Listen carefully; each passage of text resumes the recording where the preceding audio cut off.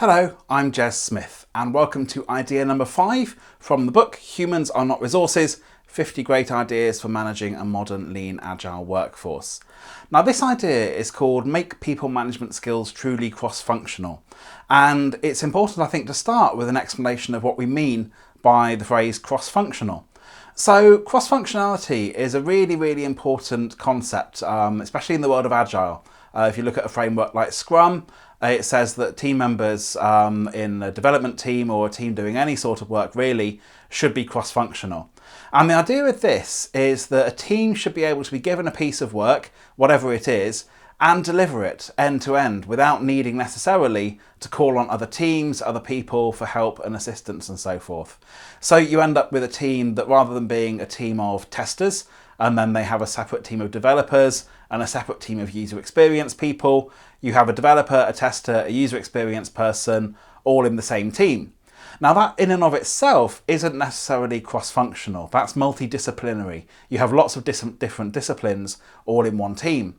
What makes the teams cross-functional is when the people in the different sort of disciplines within the team start to share information with each other. So testers learn a bit about development, developers learn about testing, both of those people learn about user experience, they have an architect teaching all of them architecture, so everyone understands everyone else's job to some degree.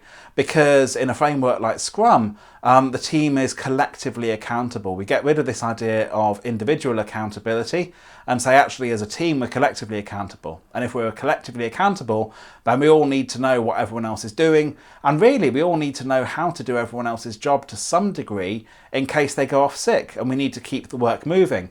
Not to say if someone goes off sick that isn't going to be a problem. It might be, they might be such a specialist in an area that you need them to get certain things done, but that's a risk. And if you can make it so that everyone can kind of keep the work moving while that person gets better before they return to work, then actually it's much better. You keep flow much faster, you keep things moving forward.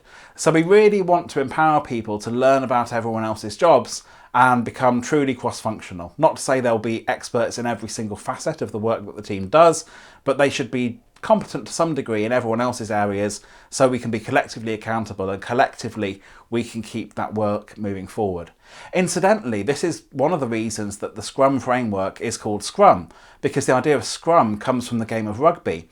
And in rugby, you may have a specialism, you may be a fly half or a hooker or a fullback or whatever you may be, but fundamentally you're collectively accountable as a team for getting the ball over the line.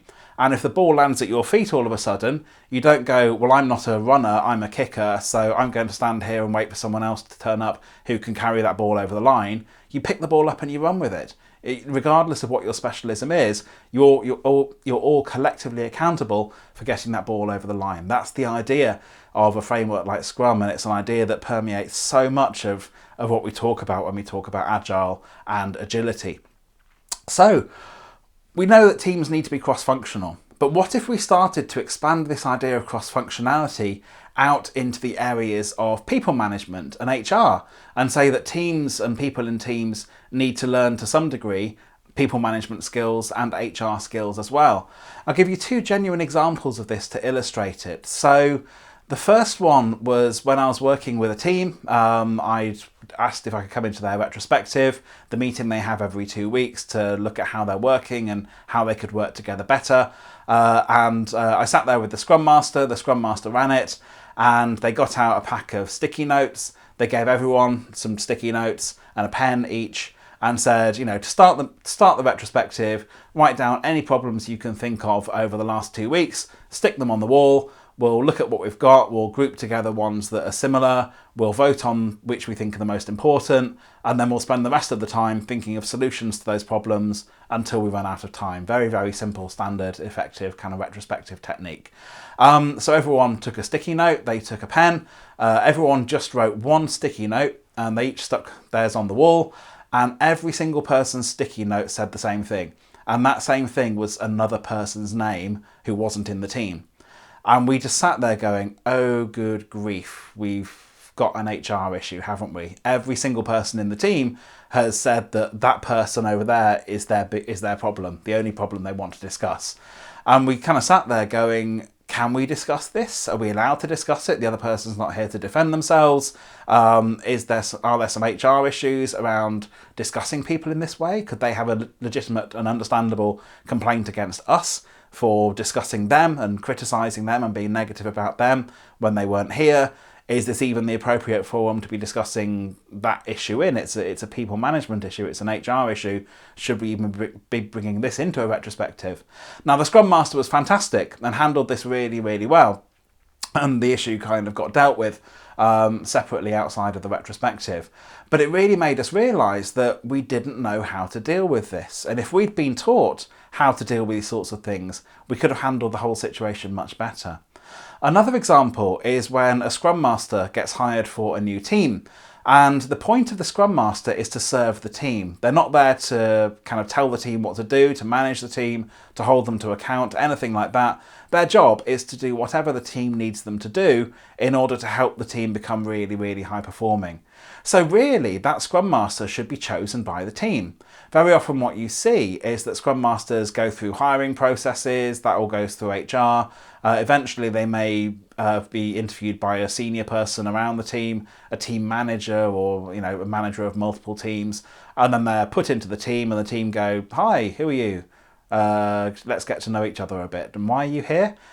Which massively disempowers the team. The team should be able to hire their own Scrum Master. They should be involved in sifting through the CVs, they should be involved in interviewing, they should be the ones making the final decision. But do they have the skills and experience to do that? Possibly not. There are obviously important laws and rulings and regulations we have to abide by when it comes to hiring people, and that's entirely as it should be. But do teams understand all of these? Maybe not. Should we not be training teams in how to hire people if we want them to take ownership and responsibility for that? So again, they need to be more cross-functional in people management and HR skills. And the interesting kind of extension of this idea is that it potentially recasts and reshapes the job of HR people and people managers, because it moves them away from being the experts who do the thing. We are the hiring process, we look after that, we hire your people and then they appear in your office one day and you need to go and work with them. It moves them away from that to we are the people that train you and coach you in how to do hiring. We are the people that teach you how to do people management and conflict resolution and performance management and whatever else it is you do. Can you share those skills with other people? Now, this doesn't mean you're looking to make yourself redundant. There will always be a need for people to be experts in this area. Just as in a cross-functional team, you will always need people who are more expert in development or more expert in testing. We need that diversity of people.